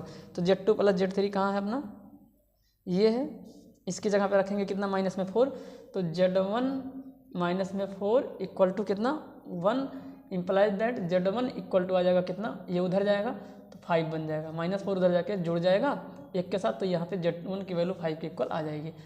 फिर by equation IX equation number 9 से, तो 9 में क्या कर देंगे, Z1 प्लस Z3 की जगह पे कितना रख देंगे -2 रखेंगे, तो Z1 प्लस Z3 की जगह रखना है, तो यहाँ पे बन जाएगा Z2 -2 इक्वल टू 1, तो जो Z2 की वैल्यू निकल के आएगी वो -2 उधर जाके 1 के साथ जुड़ जाएगी, कितना बन जाएगा यहाँ पे 3 बन जाएगा। तो Z1 Z2 और Z3 की वैल्यू निकल गई।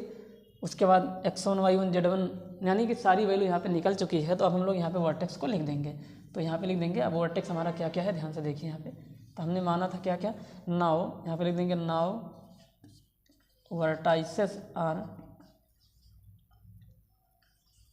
तो ए वर्टाइसेस क्या माने थे हम, x1 y1 z1 था, तो ये किसके इक्वल हो जाएगा, x1 y1 z1 जो होगा हमारा वो हो जाएगा हमारा किसके इक्वल जो है, तो ये हमारा बन जाएगा x1 की वैल्यू कितनी निकली थी जो है, मिटा दिए यार, यहाँ पे देखना पड़ेगा कितना निकला था x1 की वैल्यू, और y1 की वैल्यू तो निकल चुकी है, अब यहाँ पे बताते हैं x1 की वैल्यू कितनी निकली थी। दरअसल हम मिटा दिए थे तो यहाँ पे फिर से जो है हमको यहाँ पे देखना पड़ा कितना आया था, तो ये हमारी वैल्यू निकली थी x1 x2 और x3 की, तो हम यहाँ पे वैल्यू रखेंगे तो ए के कोऑर्डिनेट x1 की जगह रख देंगे कितना -3 कामा y1 की वैल्यू यहाँ पे निकली है, कहाँ गया, y1 का मान यहाँ पे 4 निकला है कामा, और जो z1 है वो हमारा कितना निकला है 5 निकला है, ऊपर देखिए आप लोग यहाँ पे, तो अपना ये ए वर्टेक्स निकल गया, और जो बी वर्टेक्स है वो अपना क्या है, तो जो बी वर्टेक्स है वो x2 y2 z2 था, x2 y2 और क्या था यहाँ पे z2 था, तो वैल्यू किसके इक्वल आएगी, x2 1 के इक्वल है, y2 2 के इक्वल है, एंड z2 3 के इक्वल है, तो ये बी वर्टेक्स है। और जो सी वर्टेक्स है वो अपना क्या है, x3 y3 और z3 था, x3 y3 और कितना यहाँ पे z3 है, तो ये हो जाएगा। अब x3 का मान -1 है, फिर y3 का मान जो है अपना कहाँ गया, यहाँ से यहाँ निकला है 6, और जो z3 की वैल्यू निकल के आई है वो 3 की इक्वल आई है, तो ये रहा अपने इस गिवन ट्रायंगल जिसके मिड पॉइंट हमें दिए गए थे उनके तीनों वर्टेक्स हमारे ये निकल के आएंगे, तो ए बी सी ये रहा हमारा 3 वर्टेक्स। एक बार आंसर को चेक करके फिर आगे बढ़ते हैं, ठीक है। तो जो ए वर्टेक्स है वो 3 4 5 है, और जो बी है वो -1 6 -7 है, -1 है और 6 है और 7 है, और सी जो है वो 1 2 3 है, ठीक है। तो यहाँ पे जो है -1 6 और यहाँ पे 7, अच्छा यहाँ पे गलती हो गई यार, यहाँ पे Z3 का मान जो है वो यहाँ पे गलत लिखा ही हूँ, यहाँ पे थोड़ा सा मिस्टेक हो गया, यहाँ पे Z3 है ना, Z3 की वैल्यू किसके इक्वल है, -7 के इक्वल है, और हमने 3 कैसे लिख दिया यार, Z3 की वैल्यू यहाँ पे -7 के इक्वल है, ठीक है। तो ये उसके बाद जो है यहाँ पे एक बार आंसर को मतलब 3 यहाँ पे वर्टेक्स दिया गया है, ए 3 4 5 दिया है, 3 4 5 यानी कि हम जो है x1 की वैल्यू को गलत कहीं पे निकाले हैं, ठीक है, थोड़ा सा कहीं मिस्टेक हुआ है, और जो हमारा 3 4 5 है और -1 6 -7 -1 6 -7 उसके बाद 1 2 3 है, यहाँ पे थोड़ा सा जो है x1 की वैल्यू को यहाँ पे 3 है, हम जो है गलती से इसको -3 कर दिए हैं, तो ये था हमारा। तो इस तरह से हमारे ये तीनों वर्टेक्स ट्रायंगल के निकल के आए हैं, ठीक है। तो ये रहा हमारे इस क्वेश्चन का आंसर, ठीक है। तो हम लोग बढ़ते हैं नेक्स्ट क्वेश्चन की तरफ, ठीक है। आप देखिए आपकी किताब में मतलब आपके आंसर में आगे पीछे ये हो सकता है, क्योंकि हम यहाँ पे ये ज़रूरी नहीं कि हमने इसको ए ही माना है, कोई दूसरा स्टूडेंट होगा बी वर्टेक्स ऊपर वाले को मान लेगा, तो ठीक है, तो इस तरह से भी इसको कर सकते हैं। तो यही रहा इस क्वेश्चन को लगाने का तरीका, हमारे ये तीनों आंसर आएंगे इसके निकल के, ठीक है। तो हम लोग बढ़ते हैं क्वेश्चन नंबर 8 की तरफ। चलिए बढ़ते हैं क्वेश्चन नंबर 8वें की ए पार्ट की तरफ। क्वेश्चन नंबर 8वें के ए पार्ट में कह रहा है कि solve the following linear equations by the matrix method. It means आव्यूह विधि के द्वारा हमें दिए गए जो सिस्टम ऑफ लीनियर इक्वेशन है, यानी कि रैखिक समीकरण जो हमारे 3 यहाँ पे दिए गए हैं, उनको हमें आव्यूह यानी कि मैट्रिक्स मेथड से जो है यहाँ पे सॉल्व करके x, y और z की वैल्यू को निकालना है। तो चलिए इसको कैसे करते हैं, आप सभी को पता है कि ऐसे क्वेश्चन हम पिछले हर एक सेट में करा रहे हैं, तो इसका आपको आइडिया पता ही होगा किस प्रकार से इसको करना होता है। तो सबसे पहले हमें पता है कि एक इक्वेशन होता है, उसमें सारी वैल्यू को उठा के पुट करना है। तो इक्वेशन हमारे पास है x equal to A inverse B. इसी इक्वेशन में सारी वैल्यू यहाँ पे उठा के पुट करनी पड़ेगी, जहाँ पे x एक मैट्रिक्स है, b एक मैट्रिक्स है, ए इन्वर्स बी एक मैट्रिक्स है। तो x मैट्रिक्स अपने वेरिएबल से बनेंगे, तो जो अपना x मैट्रिक्स हो जाएगा वो अपना x, y और z से बनेगा, और जो a मैट्रिक्स होगा वो कोफिशिएंट से बन जाएगा, जो कि 2 माइनस में 3 5 3 2 माइनस में 4 है, और यहाँ पे है 1 माइनस में 2 है, और जो अपना बी मैट्रिक्स होगा वो कैसे बन जाएगा, तो जो बी मैट्रिक्स होगा वो हमारे कांस्टेंट से बनेंगे, जो कि 11 माइनस में 5 और माइनस में कितना है 3 है। तो यहाँ से हमारा बी मैट्रिक्स बन जाएगा। अब हमें निकालना है ए इन्वर्स, और ए इन्वर्स का फार्मूला होता है, यहाँ पे पता होना चाहिए आप सभी को, यहीं पे लिख देते हैं एंड, यहाँ पे लिख देंगे and A inverse equal to 1 upon determinant of A into adjoint of A. तो हम ए इनवर्स की वैल्यू निकालेंगे यहाँ से, ठीक। अब एडजॉइंट निकालना पड़ेगा उसके लिए, और एडजॉइंट निकालने के लिए चाहिए कोफैक्टर, और कोफैक्टर होता है किसी डिटर्मिनेंट का। तो डिटर्मिनेंट बनाएंगे इसी मैट्रिक्स ए का। हमें इनवर्स किसका चाहिए? मैट्रिक्स ए का ही चाहिए। तो इसलिए यहाँ पे मैट्रिक्स ए का पहले डिटर्मिनेंट बनाएंगे, फिर उसका कोफैक्टर निकालेंगे, और कोफैक्टर से एक मैट्रिक्स बना के उसका ट्रांसपोज ले लेंगे, जो आएगा वही हमारा क्या होता है? एडजॉइंट होता है। तो यहाँ पे हम सबसे पहले निकालेंगे जो है डिटर्मिनेंट ए की वैल्यू को निकालना है और कोफैक्टर निकालना है। तो ठीक है, तो चलिए यहाँ पे जो है स्टार्ट करते हैं इसको कैसे करने वाले हैं। तो सबसे पहले इस गिवन ए मैट्रिक्स को हम लोग डिटर्मिनेंट की फॉर्म में बदल देंगे, ठीक है। तो चलिए देखिए क्या हो जाएगा। तो determinant of A equal to determinant के फॉर्म में बदलेंगे तो यहाँ पे बन जाएगा 2 माइनस में 3 5, और यहाँ पे हो जाएगा 3 2 माइनस में 4 हो जाएगा, और यहाँ पे 1 1, और यहाँ पे कितना माइनस में 2 हो जाएगा। ये हमारा हो जाएगा डिटर्मिनेंट। आप सभी को एक बात बता देते हैं, किसी भी डिटर्मिनेंट की अगर वैल्यू निकालनी है तो उसके कोफैक्टर में, अब जिस रो या जिस कॉलम के कोफैक्टर लिखे गए हैं उन्हीं रो या उन्हीं कॉलम के एलिमेंट को अगर उसके कोफैक्टर में मल्टीप्लाई कराते हो तो डिटर्मिनेंट की वैल्यू निकल जाएगी। मतलब मल्टीप्लाई करा के जोड़ दो तो डिटर्मिनेंट की वैल्यू निकल जाएगी। जैसे मान लीजिए अगर हम R1 के जितने एलिमेंट हैं अगर इनके कोफैक्टर में इसी R1 के एलिमेंट का मल्टीप्लाई कराते हैं तो हमारे डिटर्मिनेंट की वैल्यू निकल के आ जाती है। अगर आप चाहें तो किसी भी कॉलम के कोफैक्टर में उसी कॉलम के एलिमेंट से मल्टीप्लाई करा के जोड़ दीजिए तो आपके डिटर्मिनेंट की वैल्यू निकल जाएगी। तो हम लोग ऐसे ही करेंगे, अलग से जो है पहले से निकाल के नहीं रखेंगे डिटर्मिनेंट की वैल्यू। पिछले हम तमाम सारे क्वेश्चन में पहले डिटर्मिनेंट की वैल्यू निकाल लिए हैं, लेकिन हम सोचे कि इसमें थोड़ा आपको अलग चीज़ करके दिखाते हैं। तो उसके लिए हम सबसे पहले निकालेंगे कोफैक्टर सभी एलिमेंट का। तो कोफैक्टर कैसे निकलता है ये भी हम हर जगह बताई हुई है, एक बार फिर भी यहाँ पे बता देते हैं। कोफैक्टर निकालने के लिए क्या करते हैं, जो जिस एलिमेंट का कोफैक्टर निकाला जाएगा वो किस रो का है किस कॉलम का है उसको जोड़ के उसको -1 की पावर बना देंगे इनटू उस, मतलब वो जो एलिमेंट जिस रो या जिस कॉलम का है उसी एलिमेंट के माइनर से मल्टीप्लाई करा देते हैं। जैसे एग्जांपल के लिए एक हम यहाँ पे करके दिखा दे रहे हैं। तो जैसे मान लीजिए अगर हम इस वाले का निकाल रहे हैं तो C11 निकाल रहे हैं, यानी कि पहले वाले रो और पहले वाले कॉलम का। तो यहाँ पे बन जाएगा -1 की पावर, इनको जोड़ देंगे 1 + 1 हो जाएगा। उसके बाद जो बचे हुए हैं उनको उनका माइनर ले लेंगे या फिर उनको डिटर्मिनेंट बना के सॉल्व कर लेंगे। तो अब बचे कौन, ये जिस रो या जिस कॉलम में आ रहा है उसको कवर कर लेंगे। तो ये जो इसी का निकाल रहे हैं तो ये इस वाले रो और इस वाले कॉलम में आ रहा है, तो हमारे ये 4 एलिमेंट बच गए। इनको हम लोग क्या करेंगे, सॉल्व करेंगे। तो इनको सॉल्व करेंगे तो -2 × 2 माइनस में कितना आ जाएगा 4 आ जाएगा, और इधर मल्टीप्लाई करेंगे माइनस में 4 हो गया। अब इनको जब सिंप्लीफाई कराएंगे, अब ध्यान से देखिए यहाँ पे -1 की पावर 1 + 1 2। तो आपको यहाँ पे एक चीज़ करनी है, अगर -1 की पावर इवन नंबर बन जाएगी तब तो 1 से मल्टीप्लाई करा देना, अगर -1 की पावर ऑड नंबर आ जाएगी तब आप -1 से मल्टीप्लाई कराएंगे। लेकिन आपको इतना बड़ा प्रोसेस बार बार नहीं रिपीट करना है, आपको 1 से स्टार्ट करना है, अल्टरनेट करते हुए चले जाना है। 1 -1 1 -1 1 -1। तो देखिए यहाँ पे 1 बन रहा है तो अगला -1 से मल्टीप्लाई कराना है, किसमें, माइनर में।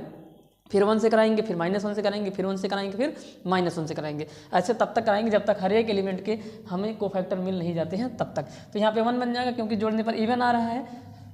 तो यहाँ पे बन जाएगा, इनको सॉल्व करेंगे तो ये माइनस प्लस हो जाएगा और 4 में से 4 जाएगा 0 बन जाएगा, कट जाएगा, तो यहाँ पे आ जाएगा 0। तो ऐसे हम सारे एलिमेंट का कोफैक्टर निकालेंगे। तो ऐसे हम लोग यहाँ निकालेंगे C12 का, यहाँ पे C12 का निकलेगा। अब यहाँ पे हम जो है कोफैक्टर ऑलरेडी निकाल के लेके आए हैं, तो इसी वजह से जो है हम यहाँ पे टाइम वेस्ट नहीं करेंगे, क्योंकि नहीं तो आप लोग बोर हो जाएंगे। और आपने पिछले कई सारे क्वेश्चन में देखा होगा कैसे कोफैक्टर को निकालते हैं। यहाँ पे हम डायरेक्ट जल्दी जल्दी बता दे रहे हैं क्या निकल के आया है कोफैक्टर, ठीक है। तो जो C12 की वैल्यू आई है, C12 एक बार फिर भी बता दे रहे हैं। अब देखिए यहाँ पे 1 से मल्टीप्लाई करा चुके थे, तो अब की बार -1 से मल्टीप्लाई कराना है। किस में कराएंगे, ये C12 मतलब पहला वाला रो ये है, दूसरा वाला कॉलम ये है, तो अपने बच्चे कौन से एलिमेंट, ये और ये, इनको मल्टीप्लाई कराएंगे तो यहाँ पे -6 आएगा और प्लस में कितना हो जाएगा 4 हो जाएगा, और -6 + 4 -2 की इक्वल होगा। -2 से मल्टीप्लाई होगा तो कितना बन जाएगा, यहाँ पे 2 बन जाएगा। तो C12 का मान 2 आ गया है। तो ऐसे आप सबका निकाल लेंगे। तो यहाँ पे आ जाएगा C13 अगला निकालेंगे। C13 की वैल्यू 1 के बराबर आ गई। कैसे आई है एक बार बता दे रहे हैं। यहाँ पे -1 से, यहाँ पे 1 से मल्टीप्लाई कराए थे, अब की बार -1 से कराएं, अब की बार 1 से कराएंगे। देखिए जैसे ही 1 से कराएंगे तो कितना बन जाएगा, तो ये C13 का मतलब पहला वाला रो तीसरा वाला कॉलम, तो पहला रो ये है, तीसरा कॉलम ये चला गया, तो अपने पास ये 4 एलिमेंट बचेंगे। तो 3 1 के 3 हो गया, 2 1 के 2 हो गया, तो 3 माइनस में कितना आ गया 2, बाहर 1 से मल्टीप्लाई करेंगे तो 1 आ जाएगा। तो C13 का मान कितना आ जाएगा, 1 आ जाएगा। तो ऐसे आपको सारे एलिमेंट के कोफैक्टर को निकालने हैं। तो अब हम यहाँ पे लिख देते हैं, आप इस तरह से करके निकाल लीजिएगा। अब C21 की जो वैल्यू आई है वो हमारी निकल के आ जाएगी माइनस में 1 के बराबर आ जाएगी। C22 की जो वैल्यू निकल के आई है वो माइनस में 9 के बराबर आ जाएगी। और जो C23 की वैल्यू है वो निकाले हुए हैं हम, वो आ जाएगी अपनी माइनस में 5 के इक्वल। और जो C31 हो जाएगा वो हो जाएगा अपना 2 के इक्वल। C32 किसके इक्वल हो जाएगा, तो C32 जो होगा हमारा 23 के इक्वल हो जाएगा। और C33 की जो वैल्यू आएगी वो अपनी निकल के आएगी किसके इक्वल, 13 के इक्वल निकल के आ जाएगी। तो इस तरह से करते हैं, हमने आपको बता दिया एक दो करके कि कैसे निकाला जाता है। बस आपको ध्यान रहे 1 से शुरू कर देंगे मल्टीप्लाई कराना, 1 -1 1 -1 ऐसे करेंगे तो ठीक है। तो ये हमारे पास निकल चुका है। अब हम लोग निकालेंगे एडजॉइंट। तो एडजॉइंट देखिए कैसे निकलता है, तो यहाँ पे ही निकाल देते हैं। एडजॉइंट ऑफ मैट्रिक्स ए कैसे निकलेगा, जो कोफैक्टर निकले हैं उनका पहले बना लेंगे एक मैट्रिक्स। तो कोफैक्टर हमारे पास 0, ये पहले वाले रो के है ना, तो 0 2 1 और यहाँ पे कितना है -1 माइनस में 9 और माइनस में 5 है। और यहाँ पे कितना है 2 23 और यहाँ पे 13 है। और इसका हमें पकड़ना है ट्रांसपोज, यानी कि टी लेना है, ट्रांसपोज लेना है। तो ट्रांसपोज में रो को कॉलम करते हैं और कॉलम को रो कर देते हैं। तो adjoint of A equal to, तो 0 2 1 -1 -9 -5 2 23 और यहाँ पे कितना हो जाएगा 13। तो ये अपना निकला है एडजॉइंट ऑफ ए। ठीक है, तो यहाँ पे एडजॉइंट ऑफ ए निकल के आ गया है। और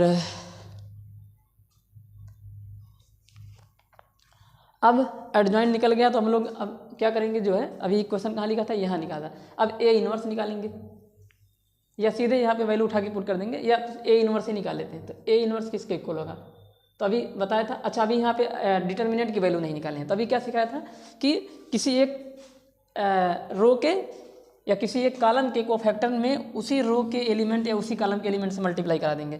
तो यहाँ पे डिटर्मिनेंट ऑफ ए की वैल्यू निकालेंगे। सबसे पहले यहाँ पे निकाल लेते हैं, कोई दिक्कत वाली बात नहीं है। तो यहाँ पे निकालेंगे डिटर्मिनेंट ऑफ ए। तो डिटर्मिनेंट ऑफ ए, तो हम यहाँ पे पहले वाले रो को उठा लेते हैं। तो पहले रो के ये और ये 3 कोफैक्टर है, तो 0 इंटू इस पहले वाले रो के सारे एलिमेंट्स मल्टीप्लाई करेंगे 2, फिर जोड़ेंगे 2। अब यहाँ पे देखिए ये माइनस है, तो इन दोनों को मल्टीप्लाई करेंगे तो कितना हो जाएगा, माइनस में आ जाएगा 6 आ जाएगा ना। 3 इंटू में कितना 2, 6 आ गया, डायरेक्ट कर देना है। चलिए यहाँ पे एक बार दिखाई देते हैं कैसे करना है।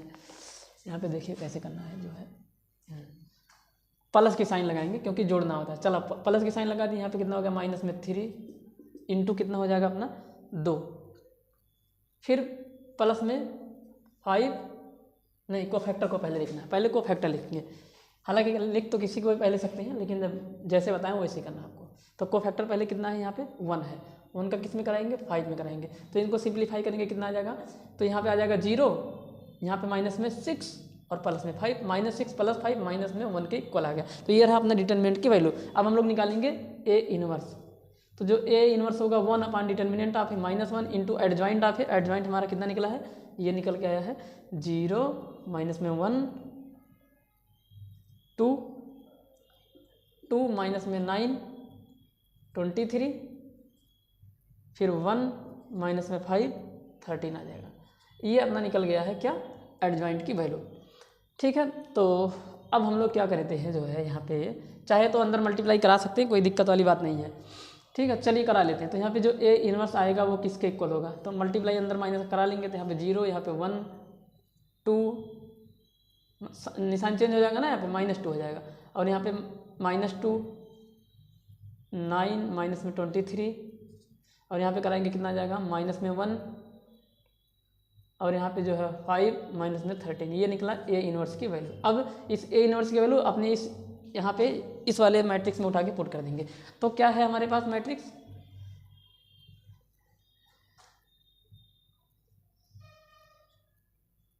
यहाँ पे टी लिया गया था। ठीक है, तो अब यहाँ पे पुट कर देंगे, नाउ पुट द वैल्यू।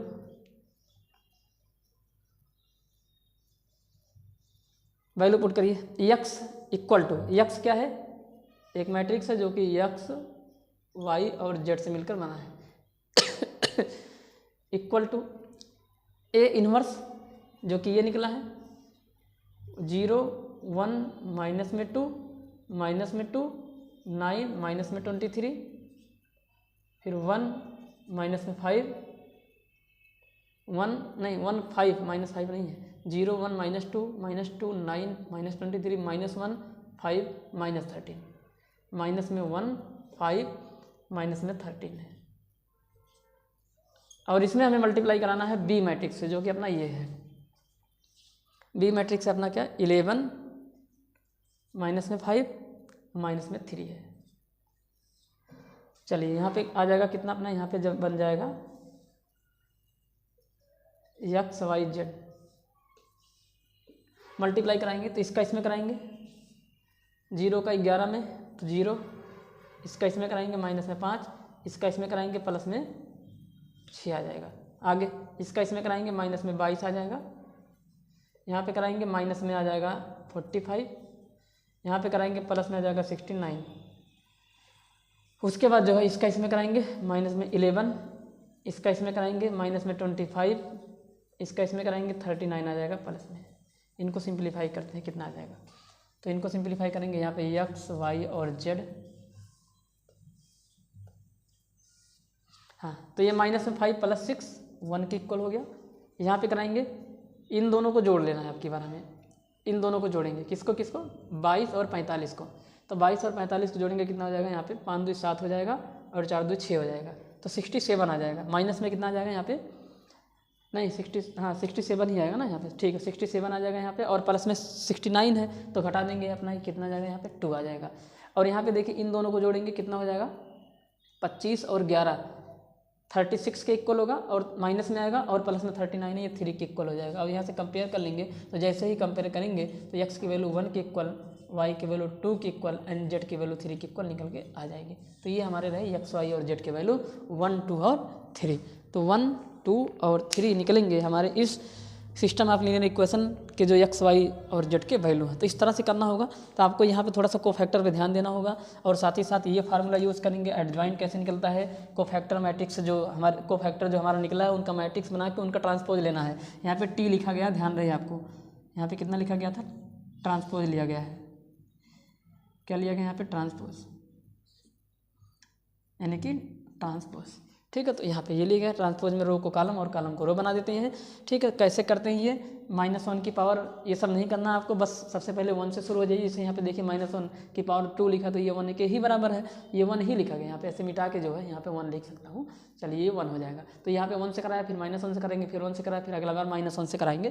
तो अब आगे नहीं कराया हूँ, आप खुद से कर लीजिएगा कैसे करते हैं। अगर आपको यहाँ पे समझ में नहीं आ रहा तो हमारे पिछले किसी दूसरे सेट में जाके देख लीजिएगा किस प्रकार से हम लोग कोफैक्टर को निकालते हैं। तो इस तरह से हुआ हमारा क्वेश्चन नंबर 8वें का ए पार्ट। अब हम लोग बढ़ते हैं अपने क्वेश्चन नंबर 8वें के बी वाले पार्ट की तरफ। देखिए क्वेश्चन नंबर 8 का जो बी पार्ट है उसमें कह रहा है कि फाइंड ए इनवर्स, यानी कि ए एक मैट्रिक्स है उसका इनवर्स निकालना है। एकदम सेम जैसे अभी पीछे किए हैं, पीछे वाले क्वेश्चन की जैसे ही लगेगा एकदम, बस यहाँ पे जो नंबर है वो बदले हुए हैं, बाकी प्रोसेस इनका सेम है। तो अभी आपने देखा कि जो ए इनवर्स होता है, अभी आपने देखा कि जो ए इनवर्स होगा वो 1 determinant of A into adjoint of A के इक्वल होता है। तो यहाँ पे क्या क्या चाहिए हमको सबसे पहले चाहिए डिटरमिनेंट की वैल्यू, फिर एडजॉइंट की वैल्यू चाहिए। तो हम लोग सबसे पहले एडजॉइंट को निकालेंगे। एडजॉइंट निकालने के लिए जो हम लोग कोफैक्टर निकालते हैं उनको निकालेंगे, फिर किसी रो के कोफैक्टर में उसी रो के एलिमेंट से मल्टीप्लाई करके जोड़ देंगे, तो हमारा डिटरमिनेंट की वैल्यू निकल जाएगी। तो यहाँ पे ये काम करते हैं। तो चलिए सबसे पहले हमको बनाना पड़ेगा क्या, यहाँ पे जो है डिटरमिनेंट, मतलब इस गिवन मैट्रिक्स ए को डिटरमिनेंट में चेंज करेंगे। तो ए डिटरमिनेंट किसके इक्वल होगा, तो वर्टिकल लाइन पे ले आएंगे इसको, 2 माइनस में 3 5 3 2 माइनस में 4 1 1 माइनस में 2। अब हम लोग निकालेंगे इसके कोफैक्टर को। तो यहाँ पे निकाल देते कोफैक्टर क्या होगा। तो सबसे पहले C11 निकालेंगे, फिर C12 C13 ऐसे निकालेंगे, यानी कि पहला रो पहला कॉलम। डिटरमिनेंट की वैल्यू बाद में निकालेंगे हम लोग, ठीक है। तो देखिए कैसे निकालेंगे। तो अभी आपको समझाए थे कि 1 से मल्टीप्लाई कराएंगे, उसके माइनर में, फिर -1 से कराएंगे, तो 1 से करा देंगे, किस में कराएंगे। अब C11 का मतलब पहला वाला रो पहला वाला कॉलम को ढकने के बाद, तो -2 × 2 माइनस में 4, और इनका प्रोडक्ट भी माइनस आएगा, माइनस लगता है तो बीच में प्लस आ जाएगा, कितना बन जाएगा 0। अब की बार -1 से कराएंगे। C12 का मतलब पहला वाला रो दूसरा वाला कॉलम, दूसरा कॉलम और पहला रो, तो ये दोनों बचेंगे, तो -6 आ जाएगा, और इनका कराएंगे प्लस में 4 आ जाएगा। और -6 + 4 -2, बाहर माइनस बैठा तो यहाँ पे आ जाएगा +2। अब उसके बाद 1 से कराएंगे, पहले वाले रो तीसरे वाले कॉलम में, तो ये गया, इन दोनों को कराएंगे, कितना आ जाएगा यहाँ पे 3 और माइनस में कितना आ जाएगा यहाँ पे 2 और 3 में से 2 जाएगा, कितना आ जाएगा 1 आ जाएगा। तो ऐसे यहाँ पे आपको कराना है। तो अब मैं आगे नहीं कराऊंगा, मैं इसका भी निकाल के ले आया हूँ, तो आप लोग को ये प्रोसेस फॉलो करके निकालना है। यहाँ पे C21 फिर C22 फिर C23 इसका निकालेंगे, फिर C13 का निकालेंगे, C13 नहीं C31 का, फिर C32 का निकालेंगे, फिर C33 का निकालेंगे, यहाँ पे तीनों का निकालेंगे तीसरे वाले कॉलम। तो चलिए देखिए क्या निकला हुआ है। यहाँ पे पहला 0 2 -1 आया है ना, ठीक है 0 2 और यहाँ पे कितना -1 होगा। यार यहाँ पे कुछ गलती हो गई क्या है, यहाँ पे 1 से कराया -1 से कराया, अब की बार किससे कराना था, यहाँ पे 1 -1 और यहाँ पे क्या गलत हो गया भाई, C13 पहला वाला कॉलम, पहला वाला रो दूसरा वाला कॉलम, तो पहला रो ये, तीसरा वाला कॉलम ये, 3 1 3 -2 3 -2 एक ही तो आएगा। यार क्या गड़बड़ हो गया यहाँ पे, गड़बड़ क्या हो गया भाई, हाँ सही तो है यार, क्या सही, सब सही है, ठीक है कोई दिक्कत नहीं है। तब यहाँ पे C21 की वैल्यू निकाल के रखें, माइनस में 9 आएगा। फिर भी एक बार बता देते, C21 का मतलब कितना, दूसरा रो पहला वाला कॉलम, तो ये रहा दूसरा रो ये पूरा, और पहला वाला कॉलम ये रहा। अब इसमें हमें मल्टीप्लाई कराना है, किससे किससे, इससे और इससे, तो 6 माइनस में 5 आएगा। अब यहाँ पे 1 से मल्टीप्लाई हो चुका था, तो -1 से कराएंगे, किसमें देखिए इस वाले रो को ढक लेंगे, इस वाले कॉलम को ढकेंगे, तो अपने पास ये दोनों और ये दोनों चारों यहाँ पे बच जाएंगे, तो माइनस माइनस प्लस हो जाएगा, तो 6 और इन दोनों का कराएंगे, माइनस में 5 आ जाएगा। 6 - 5 1 के इक्वल, बाहर माइनस बैठा तो माइनस में 1 आ जाएगा, ठीक है। C21 का मान कितना निकल के गया, -1। अब डायरेक्ट करा देना है, अगला यहाँ पे आ जाएगा -9, फिर निकल के आ जाएगा अपना -5, फिर अपना यहाँ पे निकलेगा जो है 2, यहाँ पे 23 और यहाँ पे आ जाएगा अपना 13। अब हम लोग डिटर्मिनेंट की वैल्यू निकालेंगे, साथ ही साथ डिटर्मिनेंट की भी वैल्यू निकालते हैं। डिटर्मिनेंट कैसे निकालेंगे, तो determinant of A equal to,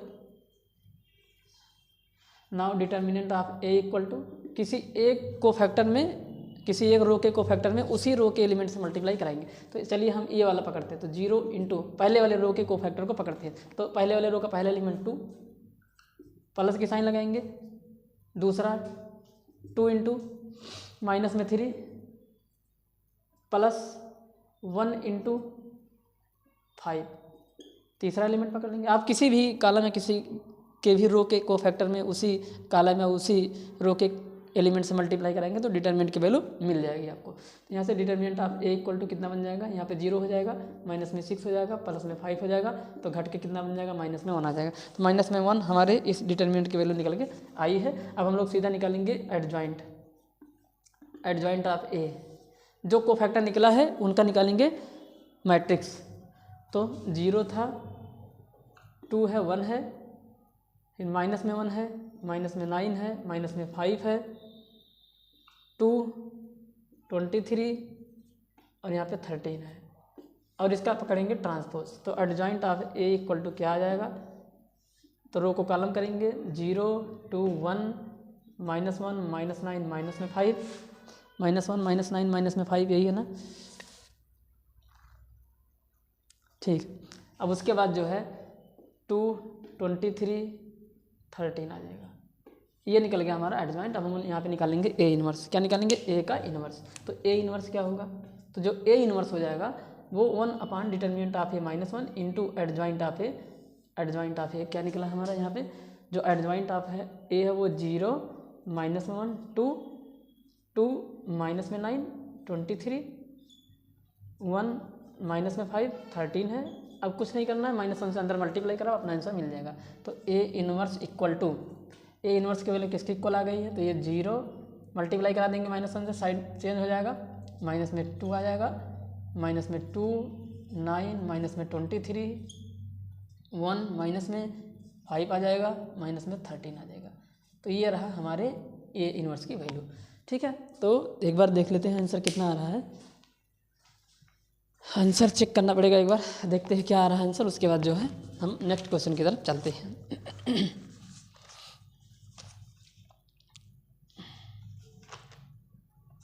0 1 -2 -2 9 -23 -1 5 minus में 30, तो यही हमारा आंसर आ रहा है। तो इस तरह से हुआ हमारा क्वेश्चन नंबर 8 का बी वाला पार्ट। ये भी अपना 8 नंबर का क्वेश्चन था। तो इन्वर्स निकालना और सिस्टम ऑफ लीनियर इक्वेशन को सॉल्व करना लगभग सेम मेथड है, बस सिस्टम ऑफ लीनियर इक्वेशन में थोड़ा सा एक्स्ट्रा काम बाद में जो करना पड़ता है वो यहाँ पे नहीं करना पड़ता है। अब हम लोग बढ़ते हैं अपने क्वेश्चन नंबर 9 की तरफ, और क्वेश्चन नंबर 9 क्वेश्चन को जो है हम अपने किसी दूसरे सेट में कराई हुई है, तो आप लोग वहाँ से देख लीजिए, हम बता रहे हैं कौन कहाँ पे किसको कराई हुई है। तो इसको मिटा देते हैं और मैं बता दे रहा हूँ कि कहाँ पे कराया गया है यहाँ पे, ठीक है। तो चलिए देखिए क्वेश्चन नंबर 9 के दोनों पार्ट लगभग आपको कराए गए हैं। तो क्वेश्चन नंबर 9 का जो है, क्वेश्चन नंबर 9 का जो ए पार्ट है, क्वेश्चन नंबर 9 का ए पार्ट है, यहाँ पे है क्वेश्चन नंबर 9, इसका ए पार्ट हमने कराया है जो है अपने क्वेश्चन नंबर 9 का ए पार्ट। इसको हम कराए हैं अपने जो है 324 सेट, एक बार देख लेते हैं, शायद EX में कराए हैं।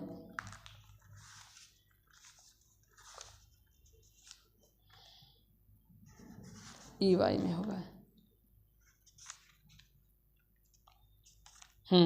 इसको कराएं 324 EY, सेट नंबर 2 है अपना ये 324 EY, 324 EY जो कि सेट नंबर 2 है। इसके हम क्वेश्चन नंबर जो है 8वें के बी वाले पार्ट में इसको कराए हैं। क्वेश्चन नंबर 8 का जो बी पार्ट है वहाँ पे हम इस क्वेश्चन को कराए हुए हैं, ठीक है। क्वेश्चन नंबर 9 का ए पार्ट हमारा वहाँ पे कराया गया है, आप लोग वहाँ से इसको देख लीजिएगा, ठीक है। अब हम लोग जो है बताते हैं कि क्वेश्चन नंबर 9 का जो बी पार्ट है उसको भी हम कराए हुए हैं। तो क्वेश्चन नंबर 9 का जो बी पार्ट है उसको हम अपने set number 1 324 EX set number 1 324 EX set number 1 के क्वेश्चन नंबर जो है 9 के ए वाले पार्ट में कराए हैं। क्वेश्चन नंबर 9 के ए वाले पार्ट में कराए हैं, और ये दोनों सेट जो है अपने 324 2024 के सेट हैं। 2024 वाले सेट में ये दोनों क्वेश्चन वहाँ पे आपको ऑलरेडी कराए गए हैं, तो आप लोग वहाँ से जाके इसको देख लीजिएगा। और इस तरह से हुआ यह जो हमारा सेट नंबर 5 324 FB कंप्लीट हो गया। अब हम लोग मिलेंगे अपने किसी दूसरे वीडियो में किसी दूसरे सेट के साथ। तो आज के लिए बस इतना ही। आप लोग जो है वीडियो को देखिए, क्वेश्चन एक बार मतलब वीडियो को रोक के क्वेश्चन को खुद से लगाने का प्रयास करें। जब आपको नहीं आता है, जिस पॉइंट पर आपको नहीं समझ में आ रहा है उसी पॉइंट पे आप जाके देख लीजिए, उसके बाद वीडियो बंद कर दीजिए, फिर खुद से लगाने का ट्राई कीजिए। अधिक से अधिक क्वेश्चंस आप लगाएंगे तो आपको ज़रूर जो है एग्ज़ाम में बढ़िया नंबर देखने को मिलेगा, ठीक है। अगर पढ़ाया हुआ कंटेंट मेरा समझ में आ रहा है, कंसेप्ट हमारा समझ में आ रहा है, तो प्लीज़ मेरे वीडियो को जो है लाइक शेयर और सब्सक्राइब जरूर कर दें, ठीक है। तो मिलते हैं अपने किसी दूसरे क्लास में दूसरे वीडियो के साथ, जिसमें हम किसी दूसरे सेट पे डिस्कशन करेंगे। तो आज के लिए बस इतना ही।